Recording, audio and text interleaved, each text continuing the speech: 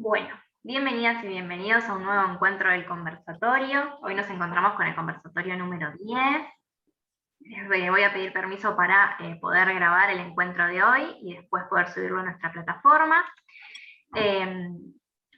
Para ser respetuosos y respetuosas con el horario de comienzo y con quienes están siempre a tiempo, vamos a comenzar en el día de hoy. Les recuerdo que por favor intenten mantener sus micrófonos apagados. Si alguien nos quiere acompañar con la cámara prendida, siempre es bienvenido. Y siendo que estamos en el conversatorio número 10, durante el transcurso de la semana que viene vamos a estar enviando los certificados de los conversatorios 5 y del 7 al 10. Así que estén atentos y atentas al correo electrónico que se los vamos a estar mandando por ahí nuevamente. Y ahora los dejo con Virginia, que hará la presentación de nuestra invitada del día de hoy. Muchas gracias. Buenas tardes. Hoy nos acompaña la doctora Susana Oliveto. La doctora médica es especialista en ortopedia y traumatología y en ortopedia y traumatología infantil. A su vez se especializó en neuroortopedia. Los dejo con la invitada.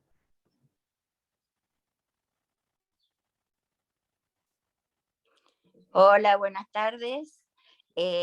Bueno, muchísimas gracias por la invitación y bueno, sobre todo a Patricia, que es la que se conectó conmigo, y yo le propuse hablar un poquito de la importancia de prestar atención a los ejes de los miembros inferiores.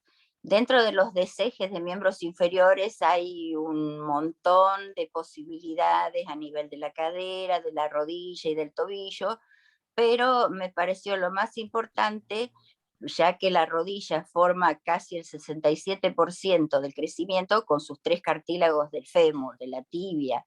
Entonces, me pareció lo más importante los desejes del miembro inferior y sobre todo desejes en forma angular. Entonces, vamos a ver si podemos pasar una diapositiva y yo les muestro qué es un genu-valgo y qué es un genu-varo. Susana, ¿podés pasar las bolas diapositivas o querés que las pase Belén? Y yo estoy buscando acá en compartir, pero no me las ve. Dice, solo el anfitrión puede compartir. Así que las va a tener que pasar Belén. Probá de vuelta, ahí te habilité. A ver si te deja.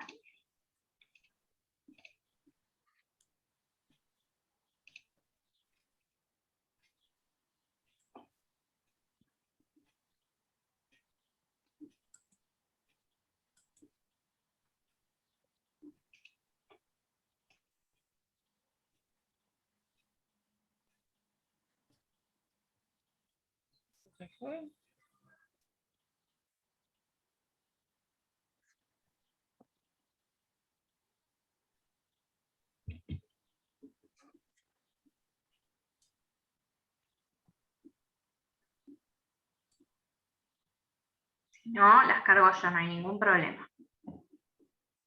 Sí, no, estoy en la nube, pero no me las abre. Bueno, ¿querés que las comparta? Sí, por favor. ¿Cómo no?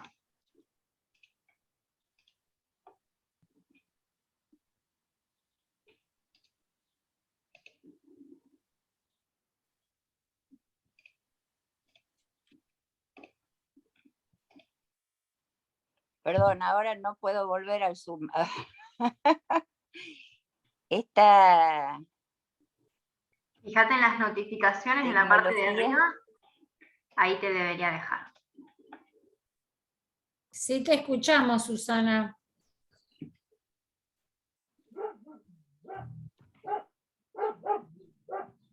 Se oye bien, doctora, quédese tranquila que el power se ve bien y a usted se le escucha bien. Sí, lo que pasa es que no lo puedo ver yo para ver por dónde vamos. Fíjate, Susana, que en la parte de arriba del teléfono, en las notificaciones, suele aparecerte el Zoom activo. Ahí puedes ingresar.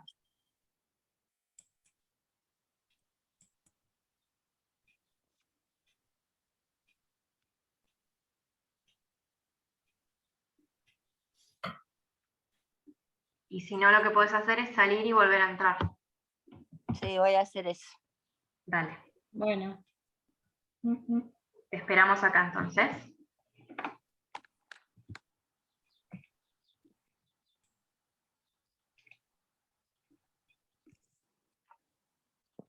Ahí volviste. Sí, ahí está. Muy bien. Sí, salí. Lo que pasa es que pensé que si salía tenía que volver a entrar todo de nuevo. Ahí está. Ahí está. Bueno, como les decía, dentro de los desejes de miembros inferiores, lo que tenemos son genu valgo y genu varo a nivel de la rodilla. Pasamos la próxima, por favor. Genu valgo es cuando las rodillas se juntan y los tobillos se separan. Y genu varo es cuando las rodillas se separan y los tobillos se juntan.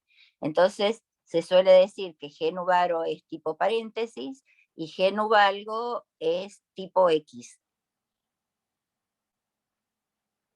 ¿Sí, la próxima?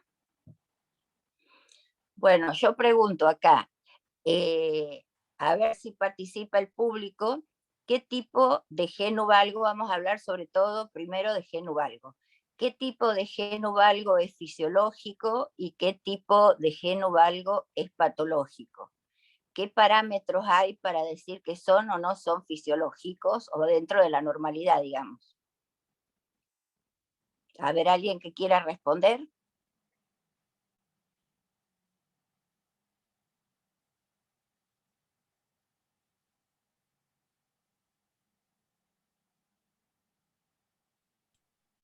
No escucho Fisiológico a nadie. sería, Susana, por ahí, fisiológico sería desde pequeño.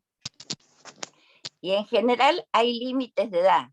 Ujú. Nosotros decimos que fisiológico quiere decir que hay cambios que se van dando dentro de la edad. Pero ¿hasta cuándo un genu valgo es fisiológico? En general, los chicos nacen con genu varo, o sea, nacen con las piernas arqueadas Sí. y a los 18 meses se deben poner bien alineadas. A partir de los 2 años hacen esto, que es un genu valgo, Ujú. que juntan las rodillas y separan los tobillos.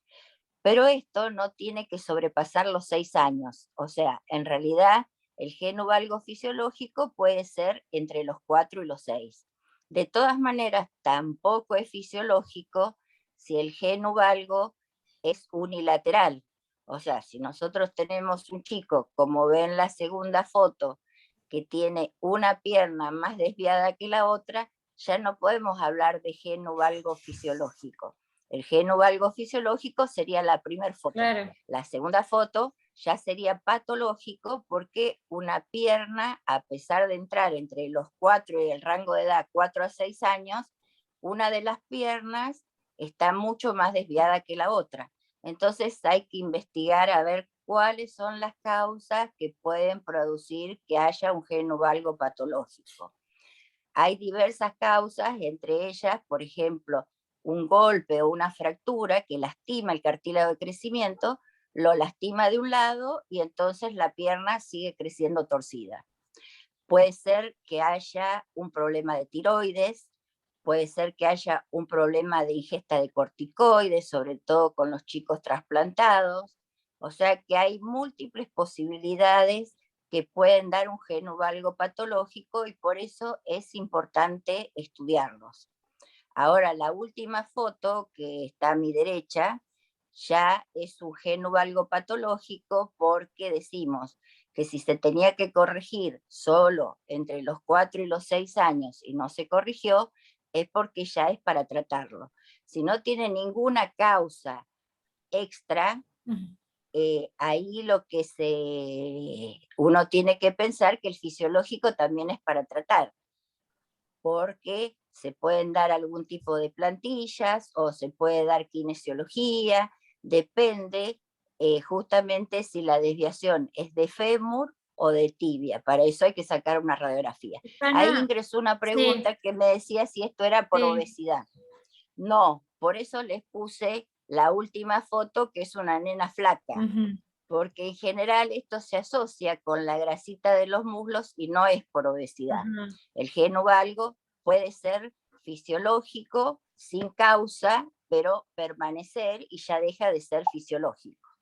Entonces, ¿Qué pasa? A los 10 años, tampoco es por pisar mal, que también me preguntaban ahí, Sí. es una desviación que existe en los cartílagos de crecimiento de las rodillas.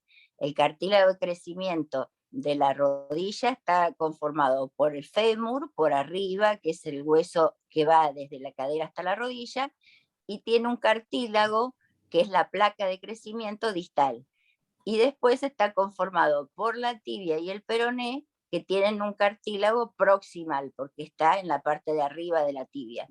Esto, hay una alteración ahí en los cartílagos de crecimiento que no se sabe por qué, puede ser hereditario, puede ser que ya tenga antecedentes familiares, y sin ninguna causa patológica, uno tiene que diagnosticar esto porque el tratamiento con un chico de 10 años, donde yo mido más de 10 centímetros entre los malleolos tibiales, o sea, entre los tobillos, es un chico que es para cirugía. ¿Y qué es lo que hacemos en la cirugía? Justamente cerrarle el cartílago de crecimiento del lado de adentro para que crezca más de afuera y se enderece. Si pasamos la próxima, les explico con las radiografías. Bueno, acá, perdóname, si volvés antes, acá es, no veo bien la parte de abajo, no sé si el público la ve, pero acá es cómo se mide el eje Sí. clínicamente y cuántos centímetros debe haber de diferencia entre los malleolos. O sea, nunca tiene que llegar a 10 centímetros. Pasamos la próxima. Como les decía, el geno valgo puede ser a partir del fémur, a partir de la tibia, o puede ser mixto. Esto también es importante, hacerle una radiografía, que es la radiografía que estamos mirando, donde se involucre, que esto se llama en espinografía o teleradiografía. En general hay pocos espinógrafos, pero hay que tratar de medir acá donde se ve la cadera, la rodilla y el tobillo, y entonces uno puede decir, este geno valgo es femoral, es tibial o es mixto. Miren ustedes esa radiografía y díganme qué les parece que es.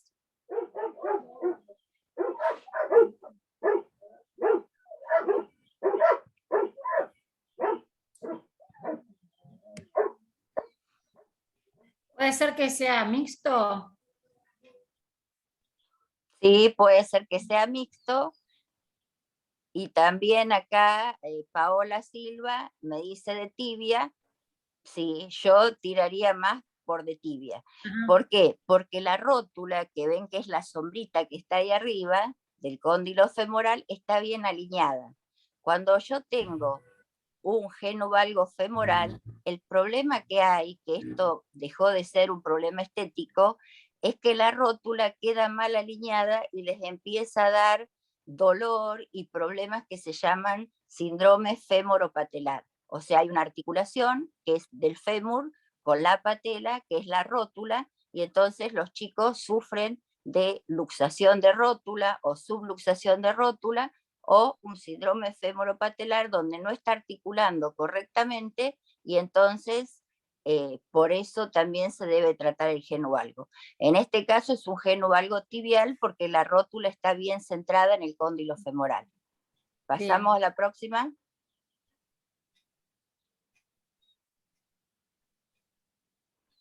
Bueno, acá yo les había puesto ya un chico, fíjense que es el anterior, es un geno valgo tibial, y fíjense que en la radiografía del medio le pusimos una plaquita con 2 tornillitos, uno de los tornillos va por arriba del cartílago de crecimiento y el otro tornillo por abajo del cartílago de crecimiento, y en la última ya las tibias están derechas, ¿sí? Esto también sirve o es importante de saber que esta cirugía debe hacerse cuando está por finalizar el crecimiento, porque si no también puede haber una sobrecorrección y un chico con un geno valgo se puede ir a un geno varo, o sea, puede pasar de piernas en X a piernas arqueadas. ¿Y hasta Entonces qué edad? hay que sacar, este cálculo se saca en la edad cuando están casi finalizando el crecimiento, antes de que las nenas menstruen, para que le quede tiempo para corregir, Y en los varones se hace según el valor testicular y también se les puede hacer un análisis de hormona o la edad esquelética o edad ósea que se toma con la mano. Ujú.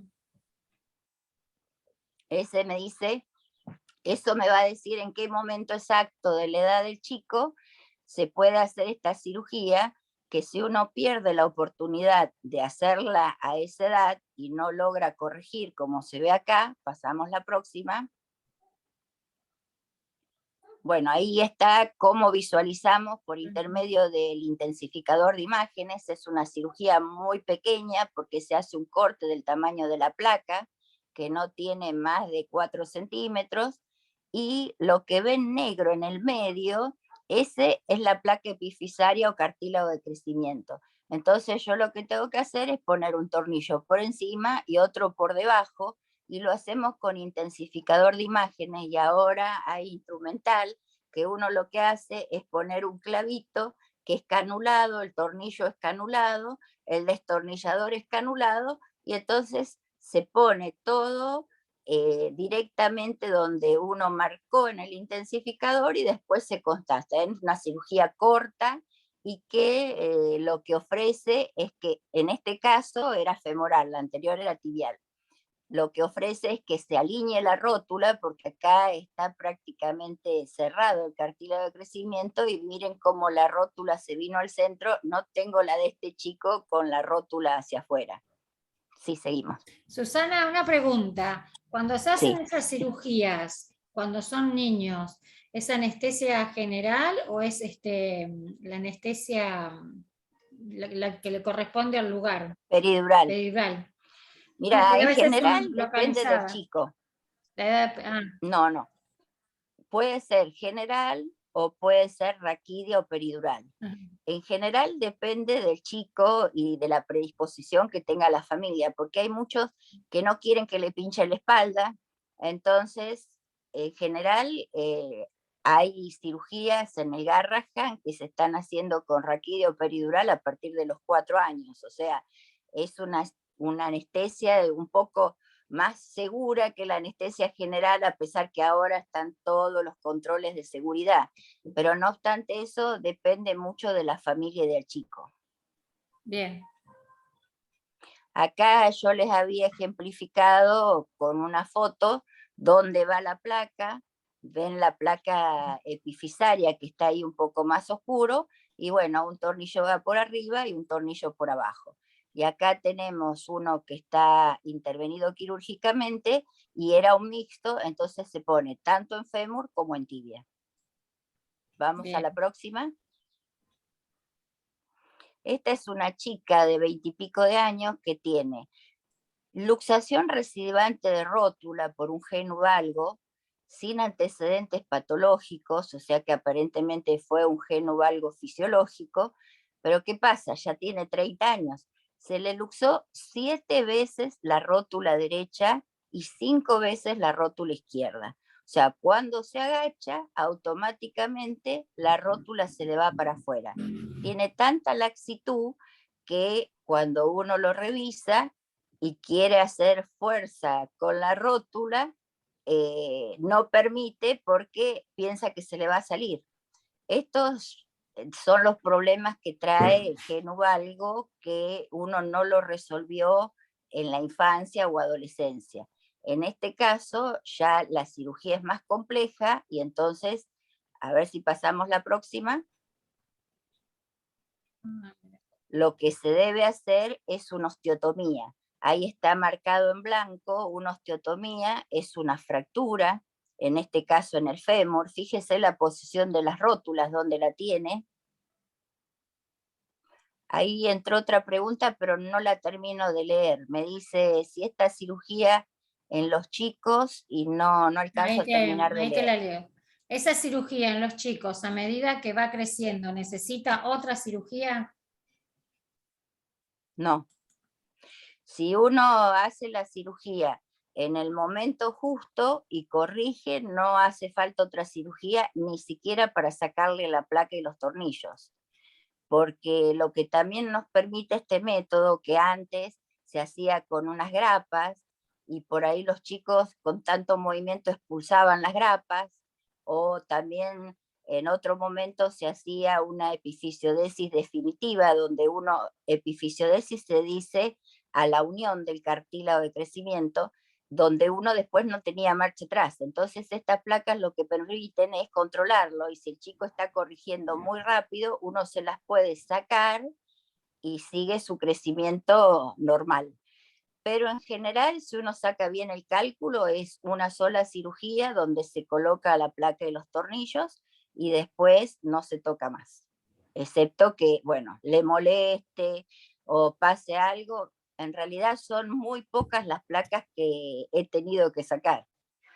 Bueno, como les decía, ya en el adulto, después de que pasó la etapa de la pubertad y no se pudo hacer lo anterior, el planteo más grande del genu valgo es el problema de las rótulas.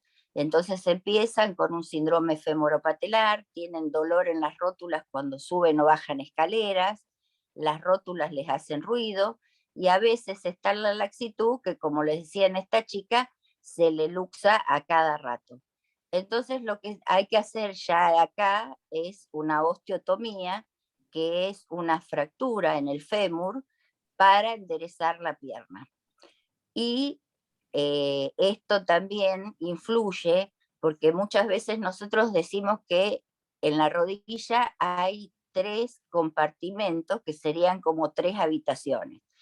Uno sería el compartimento entre el fémur y la tibia del lado de adentro, otro sería entre el fémur y la tibia del lado de afuera, y el otro sería entre el fémur y la rótula.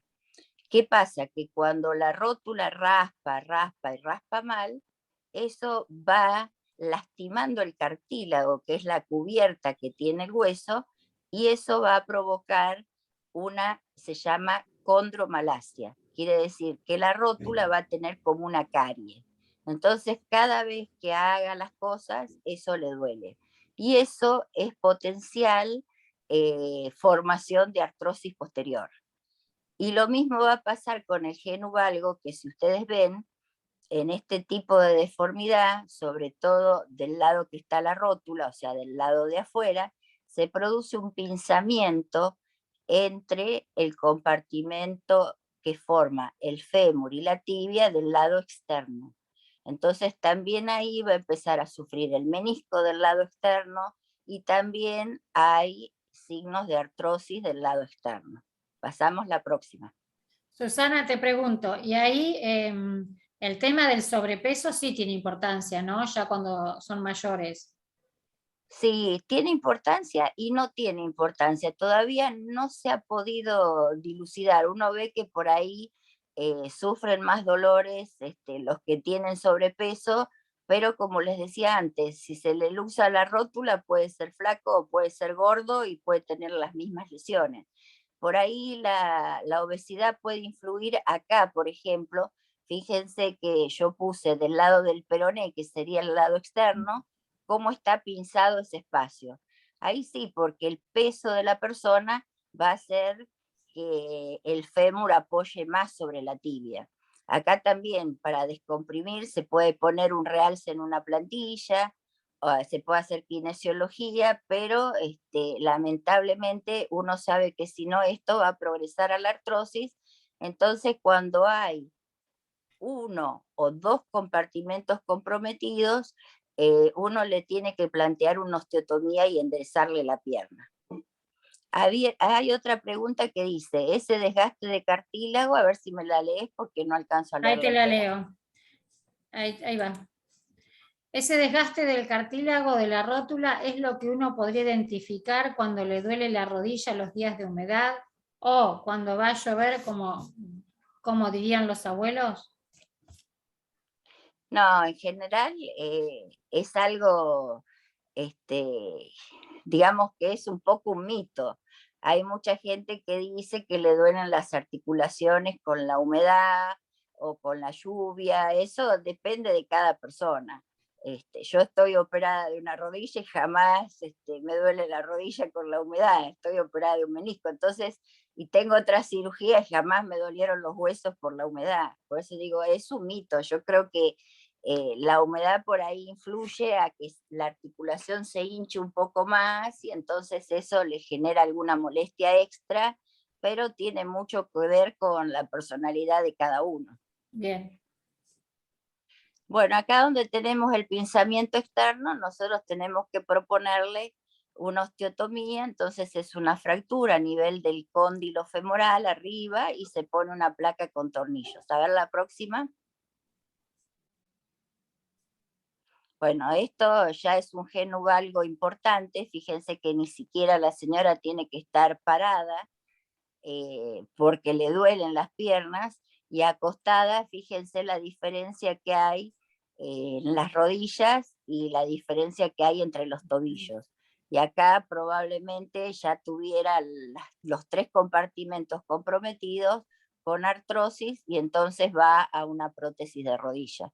Por eso es importante tratar de diagnosticar y que no se nos pase el genuvalgo o el genuvaro en la infancia, porque de una cirugía sencilla terminamos en una prótesis. A ver la próxima.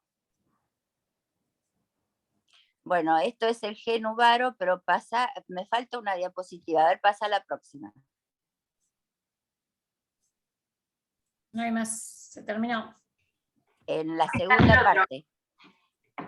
Ahí vamos. Mientras ella busca la segunda parte, Susana, ¿viste que antes a los chicos los fajaban de la cintura para abajo? ¿Recordás? ¿Eso evitaba todo esto en alguna medida? No, era lo mismo. No, al contrario, eso de la fajada, el problema que da sobre todo, bueno, no estamos hablando de ese tema, pero es con la luxación de cadera. O sea, en general, para que los bebés no tengan problemas en las caderas tienen que estar libres y abiertas. Si están fajadas, tienen predisposición a hacer luxación o subluxación de cadera. Bien. Acá estaba para mostrar la osteotomía, que se traspapeló con la otra parte, pero esto es de genuvalgo. ¿Ven? Se pone una placa, se hace la fractura, ahí se ve la fractura ya consolidada, y la placa queda en ese lugar y tampoco se saca. Pasamos a la próxima. Bueno, no sé si quieren hacer alguna pregunta alguna otra pregunta con respecto al genuvalgo. Si no, pasamos a genuvaro. Bueno, este genuvaro fisiológico, como les decía antes, esto es normal hasta los 2 años. Un chico que tiene más de 2 años y tiene un genuvaro ya no es normal. O sea, no tiene una patología accesoria o concomitante, pero dentro de lo fisiológico ya no es normal que separen tanto las rodillas y junten los tobillos. Entonces vemos la próxima. Acá también hay que prestar atención porque pueden tener fracturas, y hay una enfermedad en la infancia que aparece cerca de los 2 años, 2 años y medio, que se llama enfermedad Brown. Esta enfermedad, si ven la radiografía, lo que hace es un engrosamiento en la placa fisaria de la tibia, y entonces el eje de la tibia hace que la pierna quede arqueada. Es una enfermedad que no es tan común, pero cada vez estamos viendo más.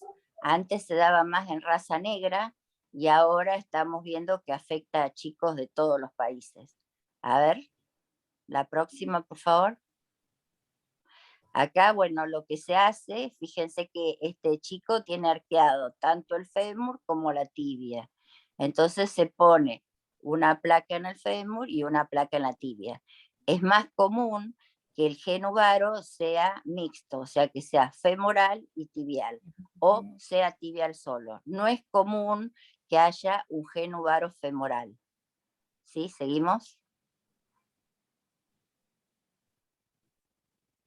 Bueno, este es un jugador de fútbol. Si ustedes prestan atención, casi la mayoría de los jugadores de fútbol tienen genuvaro, porque eso les permite correr más rápido y tienen más libertad de movimiento. Pero se lesionan los meniscos, se lesionan los ligamentos cruzados, y cada 2 por 3 vemos que alguien ha tenido que operar de menisco o de ligamento cruzado, porque tanta actividad física, o sea, el genuvalgo por ahí les impide un poco la actividad física, y uno se fija que hay muy pocos jugadores de fútbol que tengan un genuvalgo o las piernas más derechas. En cambio, el genuvaro les da más velocidad, pero terminan con más lesiones.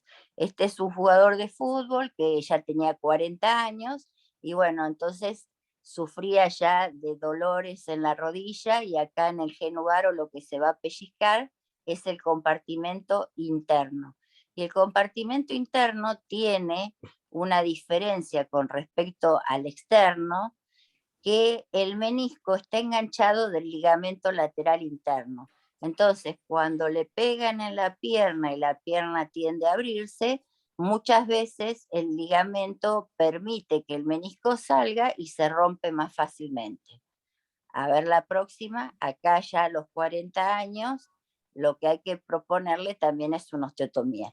Me olvidaba de decirles que tanto en el genuvalgo como en el genuvaro, otro estudio que pedimos antes para ver qué otro tipo de lesiones hay son las resonancias. Si ven ahí en la resonancia de frente, donde se ven los 2 círculos, tiene un círculo rojo y es como se ve el menisco.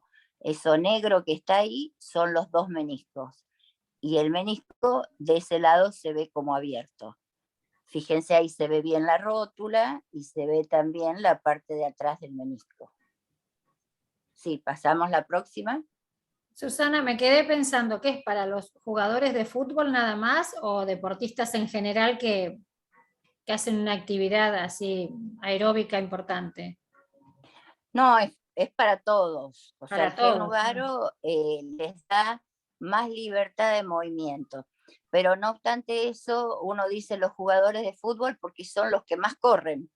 Pero Sí. hay atletas también que tienen genuvaro. Lo que pasa que en el montón uno enseguida ve las lesiones que hay por choque o por, digamos, al ser deportes competitivos. En cambio, que hay muchos que están compitiendo. En cambio, cuando compite uno solo, es más raro que haya ese tipo de choques o ese tipo de lesiones en el fútbol, es donde más comúnmente se ve, pero se ve en el rugby, se ve en todos los deportes. Acá fíjense una cosa importante, también ya acá llegó una artrosis de los 3 compartimentos y pasa a ser una rodilla globosa cuando uno lo ve, o ve a la señora o al señor que tiene una artrosis de rodilla, porque juntan mucho líquido, y el líquido es el líquido sinovial que aumenta debido a que hay algo que está afectando la rodilla. Entonces la rodilla se pone globosa, y a medida que pasa el tiempo cada vez es más difícil que esa rodilla se ponga fina, digamos, y está dolorida y le duele para sentarse, para agacharse. Entonces también vamos a una prótesis de rodilla. Entonces, por eso es la importancia. Fíjense que en una de las rodillas se le puso prótesis y en la otra no, y tiene un pinzamiento solamente del compartimento interno, que calculo que se ofrecerá una osteotomía, pero la rodilla no tiene tanta falla como la otra. Sí, pasamos la próxima. Y bueno, esto es, en esta semana vi a este señor que tiene una artrosis bilateral, y fíjense el tipo de artrosis en que terminan, con un genuvalgo a los 60, 65 años, que ahí lo único que queda es indicar una prótesis. Entonces, por eso es la importancia del diagnóstico precoz y el tratamiento, digamos, dentro de las edades lo más precoz posible. Pues muchas veces en el consultorio de ortopedia infantil recibimos a los chicos cuando ya pasó la edad, y entonces uno le pregunta, ¿hace cuánto que la nena está menstruando? Porque vienen para corregir un problema de pie o de rodilla y me dicen 6 meses, ya no hay corrección. Uno puede compensar, pero no puede corregir. Y la compensación a veces se hace con plantillas para tratar de que eso no siga avanzando hacia la artrosis, pero lamentablemente si el eje no está, hay un eje que ahora les voy a mostrar en la próxima diapositiva, que es anatómico, y un eje que es mecánico. A ver si pasamos la próxima. ¿Y hay una edad estimativa que aparezca la artrosis? No, no hay edad. Eso depende del uso que se le haya dado a las articulaciones. O sea, en general, todo el mundo dice el deporte es salud, pero sabemos que mientras más se usa la articulación, más lesiones va a tener. Entonces, porque son como traumatismos, microtraumatismos repetitivos, sobre todo cuando no hay una buena alineación de los ejes, ¿no?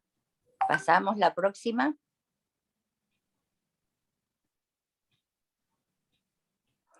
Ahí yo había puesto para mostrarles que hay un eje anatómico, bueno, no vamos a ver los grados de desviación que tiene que tener la cadera, la rodilla y el tobillo, y hay un eje que se llama mecánico. En general, los dos ejes coinciden a veces, el mecánico tiene un poquito más, digamos, le permitimos que se desvíe un poco más. Entonces, como ven en la rodilla, lo que se puede hacer en la articulación es, de un lado interno, se pone cuántas desviaciones hay, con signo más, que serían positivas. Y del lado externo, con signo menos, que serían desviaciones negativas. Entonces, mientras más desviaciones positivas tenga, más genu valgo va a tener, o pierna en X. Y mientras más desviaciones negativas tenga, más genu varo va a tener. También eso sirve para uno darse cuenta a quién tiene que corregir y a tiempo. Esto también del eje es un poco contestando tu respuesta. Si uno tiene un muy buen eje mecánico, que es lo que uno hace compensando con algún realce o con algo, eso hace que la articulación trabaje mejor y la artrosis va a ser tardía.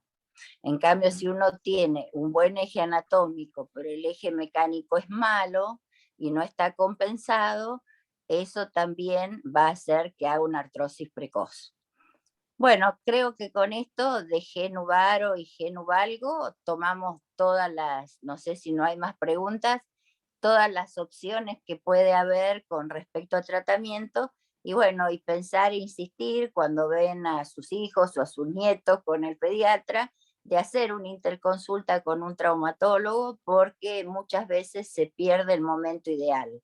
Y esto de la pérdida hace que tengan una artrosis posterior. No sé si quedó alguna pregunta, me parece, no sé si quedó alguna diapositiva también. Pasemos. Ah, no, bueno, ahí está mi hija y mi nieta, estamos las tres, y muchísimas gracias por su atención, y si hay preguntas las vamos respondiendo. Bueno, no sé si alguien quiere preguntar algo más. Yo las preguntas te las fui haciendo en el momento que ibas hablando, así que de mi parte no sé el resto.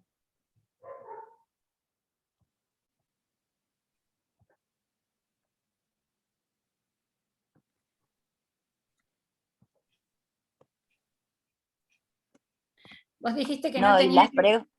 Estoy mirando las preguntas que hay en el chat, y bueno, creo que las contestamos todas. Sí. O sea, vos las fuiste leyendo y las fuimos contestando. Sí, lo que te iba a preguntar, que dijiste de una de ellas que no tenía que pasar de los 2 años, es más o menos la etapa en que comienzan a caminar, ¿no es cierto? Coincide. No, en general el chico tiene que caminar, ahora se acepta un poquito más hasta los 18 meses. Antes decíamos que tenía que caminar hasta los 15 meses. Entonces ya a los 2 años el chico tiene que estar caminando. De todas maneras, la mayoría de las mamás también hacen las consultas porque ellas notan que los chicos tienen las piernas así como paréntesis de bebé, y uno le tiene que explicar que vamos a esperar que empiece a caminar porque se supone que va a caminar antes de los 18 meses. Y después, ya te digo, uno valora entre los 2 años y los 2 años y medio ese genuvaro tiene que desaparecer espontáneamente y pasan a tener un valgo, o sea, de piernas arqueadas pasan a tener piernas en X. Entonces, ahí pasan a ser las piernas en X fisiológicas hasta los 4 a 6 años.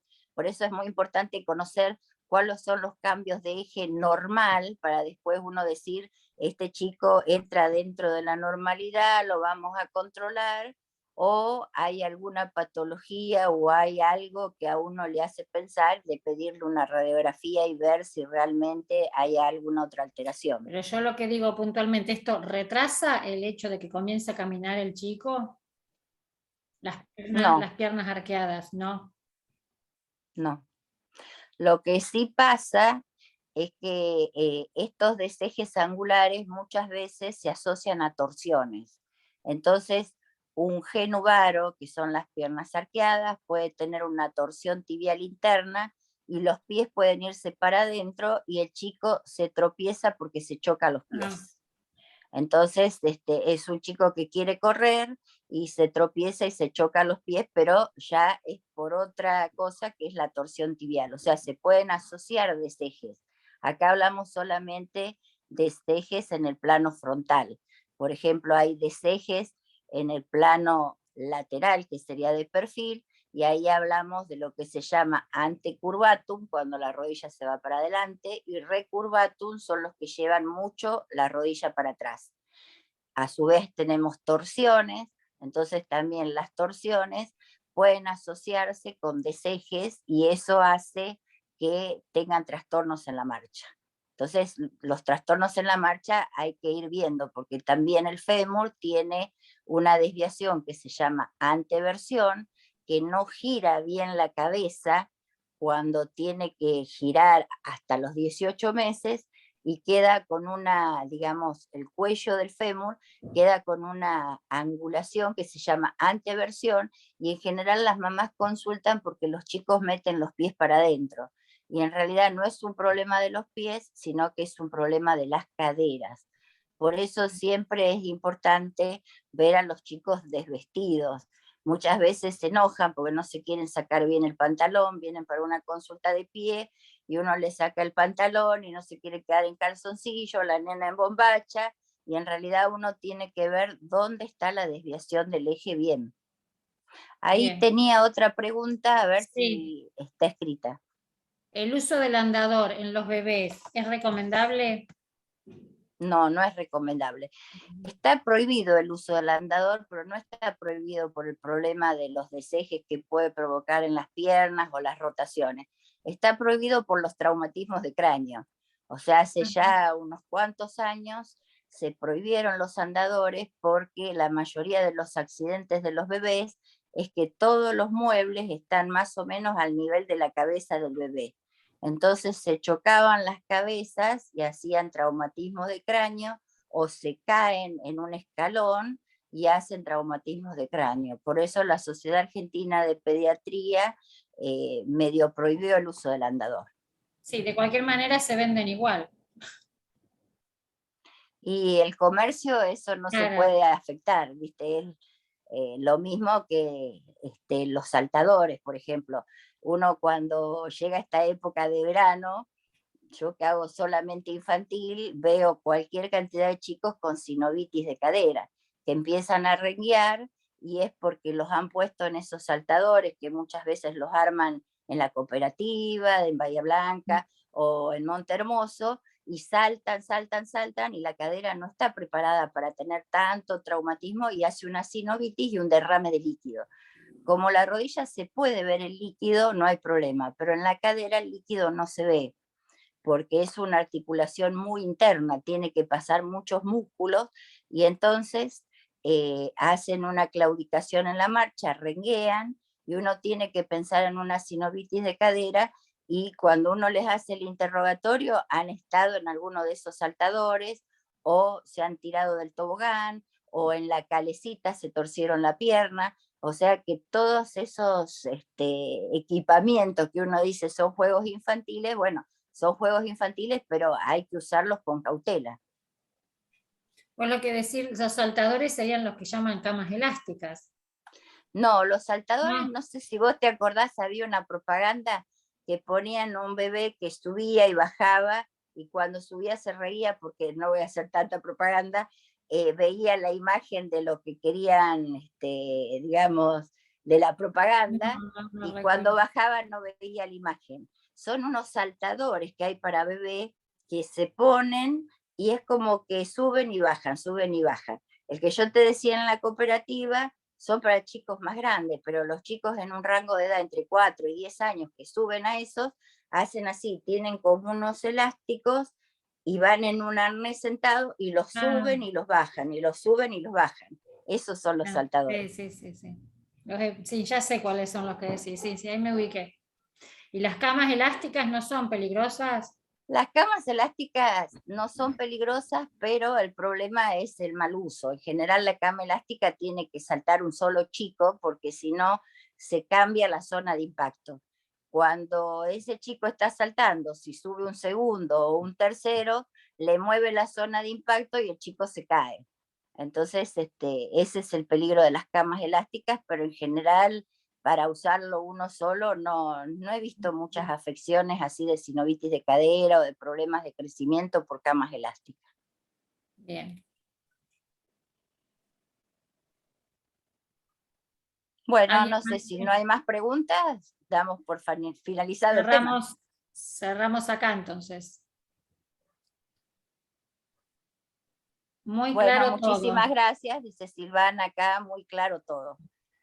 Bueno, Susana, muchísimas gracias, muchas gracias a todos los que han participado, y la verdad que, bueno, la idea de estos conversatorios es aprender siempre algo y capacitarnos, y como nosotros no tenemos edad de atención cuando estamos en los acompañamientos, esto también nos sirve un montón cuando estamos con bebés o niños pequeños, ¿no? Que podemos ver, observar estas cosas, sobre todo en verano cuando ya utilizan trajes de baño o pantaloncitos cortos, ¿no? O shorts.